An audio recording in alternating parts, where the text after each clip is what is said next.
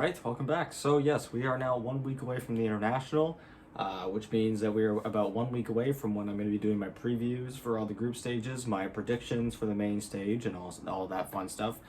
Fantasy was released today, but I thought it was going to be a little foolish to do my fantasy walkthrough before we even knew what the group stages were, because I think that my recommendations and my picks for my fantasy for day one of the group stage wouldn't really make sense if I didn't know which teams were playing which. For example, if I know that like LGG, which is one of the top teams of this tournament, is playing against some of the weaker teams in the first day of the group stage, then I'm going to pick a lot of LGD players from that. Hell, even if LGD is playing against good teams, I might still pick LGD. They're just that good. But if some of the weaker teams or some of the more middle of the pack teams are playing against some of the stronger teams or whatever, I would be less inclined to take them than if they were to be playing some of the weaker teams attending this year's international. Regardless, moral of the story is I'm gonna be saving my fantasy walkthrough until we actually get the groups, which if you remember from 2 years ago for TI9, I don't think that was until a day before. So it might be a little while till we have our fantasy, but then after that I'm going to be doing fantasy updates every single day. And you guys can join in and let me know what you guys think would be some good players to pick up for fantasy and all that fun stuff. So so as we fill in the time before this year's international, I'm continuing on just kind of putting out some fun content that I feel like some people might find interesting. And next up, I'm doing a career video, the playing career of the man, the myth, the legend, Jerax himself, who at this point, as of recording this video, is retired.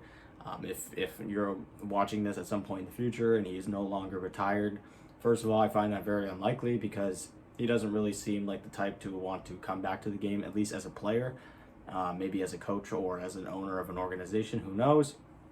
But by the way he phrased his retirement, it seemed like it was pretty conclusive, and he wasn't looking to come back. But anyways, we're just going to be doing a review of basically up until the point when he retired, just a little brief run through of all the tournaments he's played and all the teams he's played for and so on. Of course, I'm not covering every single tournament he's played in, just the major ones, and that's after he joined some of the bigger name teams. When he was still with a lot of the smaller name teams making a name for himself, I only put like the best tournament that he played with that team because it just would have been way too much stuff on this board. I tried putting more and it wasn't going to fit. And most notably, the most important stuff in his career happened towards the end of it. So I wanted to make sure that there was also space for that. So Jerax, coming all the way from Finland. He was a position 4 soft support, aka a roamer at times, depending on the meta. His signature heroes were Earth Spirit, Earthshaker, Io, Rubik, and Tusk. At least those are the ones I think of when I think of Jerax. There might be some other heroes that you guys might have loved when he picked, and you can let me know all of that in the comments. But those are the ones that when I saw Jerax on it, I was like, yeah, that's a comfort hero for Jerax. He's gonna own this game, and he was the type of player that could legitimately carry games from the position 4. Which is quite remarkable. It's quite rare to see. It's less rare to see nowadays. There's a lot of really good 4 players, but he was one of the best of his time. So he started his playing career at some point in 2013. There's no actual clear date of when he joined his first team, but that team was Rat in the Dark. Again, we don't know when he joined that. We just know that it was some point in 2013, at some point before February, because that was the first tournament he played with the team, in which he finished in second place in the Gosu Cup Americas the 3rd. On February 3rd. He would not play any more tournaments with that team in particular. He would then leave on March 4th and he would join QPAD Red Pandas, and he would stay on them for quite a while. In that run that he played with them for about 9 months, he was with them. The best that he ever finished was first place at the SK Trophy Season 1 or number 1. That was near the start of when he joined. It was still in March, and he had played he had a decent success for the duration that he was on the team, but he ended up leaving near the end of the year on December 4th, and he wouldn't join any other team until near the end of 2014. So he took a 9-month hiatus from Dota, almost a 10-month hiatus, and he joined 4 Anchors. Again, there's no exact date on when he joined. We just know that he joined in September. He did quite well for himself there. He finished second place in the EIZO Cup number 12 on October 2nd, 2014. He also played for Team Finland at that point in that year when he was on that team. Notably, a lot of those players on that Team Finland stack, he would end up joining in a team later on. Notably, Matumba Man wasn't on that team either. I don't think he was as big as he is now, or as he was back then. to that point yet. So he finishes third place in the IESF World Championship on November 16th. And then we get into 2015, and near the start of 2015, he actually leaves Red Pandas, Four Anchors, and he joins Team Tinker just over a week later, where, and I believe this was the stack that he had with a bunch of the other players from Finland, where the best he finished was near the start of when he joined, just 3 days after actually. He finished third and fourth place at the Alienware Area 51 Cup. He would soon leave. He was only with that team for not even 2 months. He left at the start of March, and that was because he got picked up by MVP Hot Six. And MVP was quite a good team. They were from Korea. And no, sorry, I apologize. This was the team that had a lot of the teams from Finland, a lot of the players from Finland. Even though they were a Korean-based team, they were a really, really strong team from the SEA region, despite the fact that all their players were European. And they did pretty well for themselves. This was the year that Jerax first played at an international. He didn't do all that well, but regardless, he got his name into the tournament, which is a good start. And in your first TI, you're not really expected to do all that well anyways. So yes, with them, his best result was finishing first place in the SEA qualifiers for the international. And that was on June 1st. And then he finished at 13th to 16th place. So, of course, back then, there was no elimination in the group stage. They finished at the bottom of their group, and then they got knocked out in the lower bracket best of ones. So, rough start, but that was August 8th, 2015. And a week later, just over a week later, he ends up leaving the team.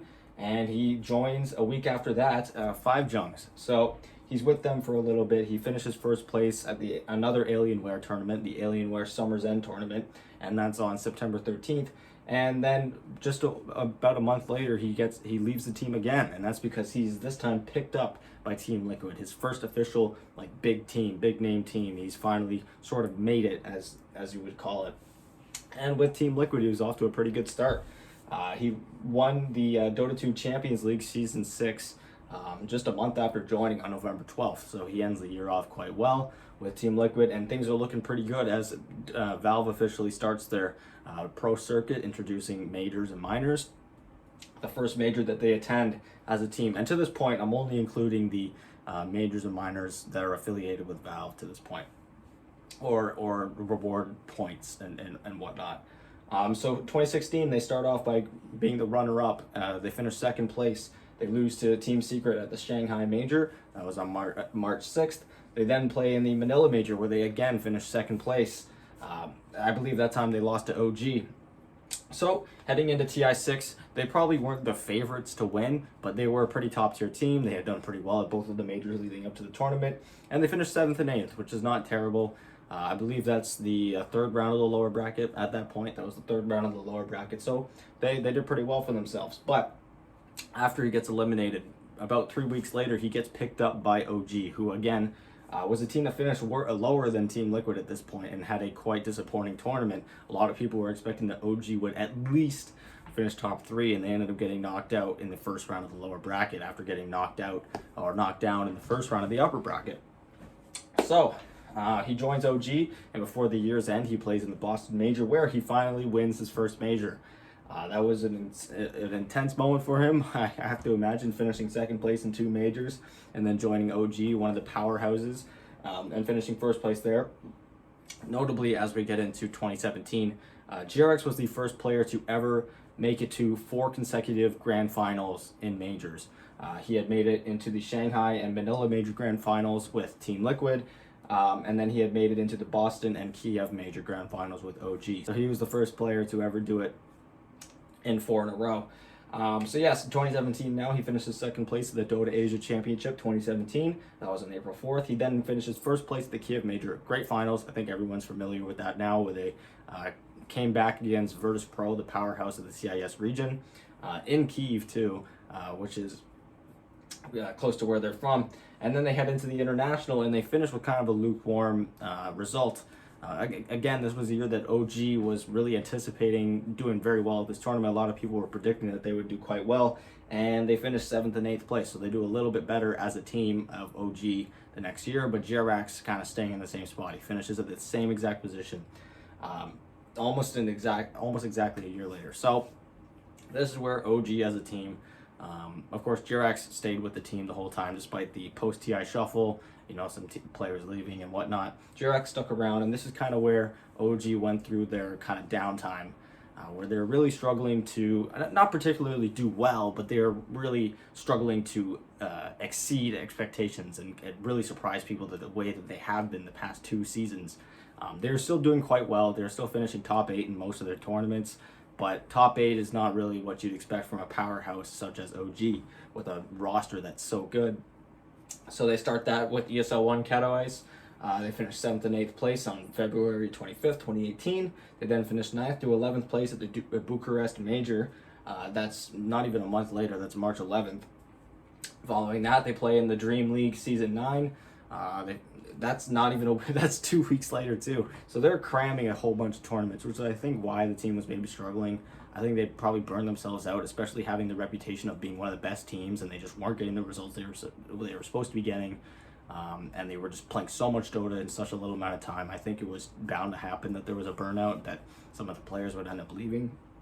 The Dota Asian Championship, which they had won the year before, or finished 2nd place in the year before, they end up finishing 13th to 14th place, which is hugely different than the year before. And that, again, is about 2 weeks after their last tournament. About a month later, they play in Epicenter XL. They finished 5th to 6th place. And then in MDL Changsha Major, they finished 7th and 8th place, and that's, again, 2 weeks after the previous tournament. And then a week later, they play in ESL Birmingham, and they finished 5th to 6th place. And at this point, they had played so many tournaments. I believe that's, 7 tournaments in the span of 3 months, which is absolutely ridiculous. But the team falls apart from there. Of course, there's the whole S4 and Fly leaving, and then they have to bring in Thompson. Seb becomes a player. They need a new coach. They completely redo their whole roster, but they qualify for TI. They finished 1st place in their qualifiers, and they actually win TI by, some might call it a fluke, but I think at this point you can't really call it a fluke because they won back-to-back.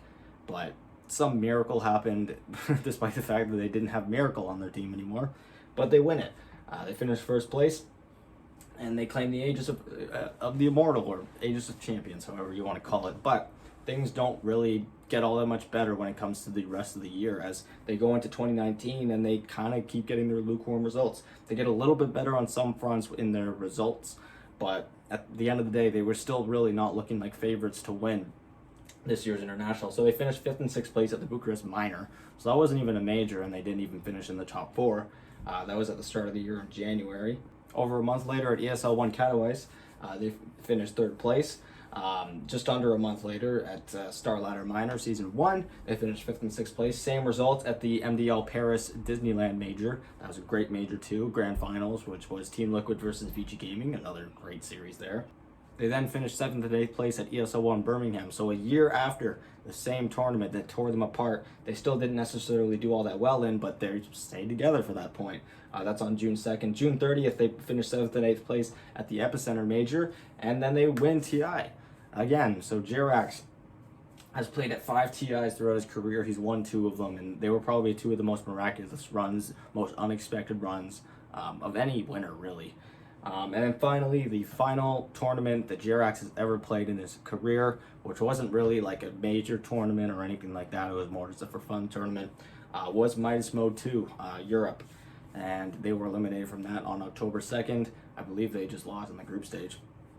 But yeah, that was the last tournaments that Jerax ever played. And then 3 months later, in January of 2020, that is when Jerax officially announced his retirement from the game. And like I said, of course, if you're watching this in the future and he's not retired anymore, or he's a coach or whatever, at the time when he said it and at the time that I'm recording this, it really does not feel like he's coming back. I think this is the end of his competitive career, at least. Not to say that he won't come back in any other form, as I've mentioned, but yeah, so this is kind of just a summary of Jerax. One of the best players to ever do it. One of the only players to like officially retire like completely from the game after having such a successful career. So yeah, let me know what you guys think in the comments down below. Who do you think I should do a review of next? How do you think I could format this differently if you didn't think it was all that great? Yeah, let me know all your thoughts in the comments down below as always, and I will talk to you guys tomorrow with another video. Bye.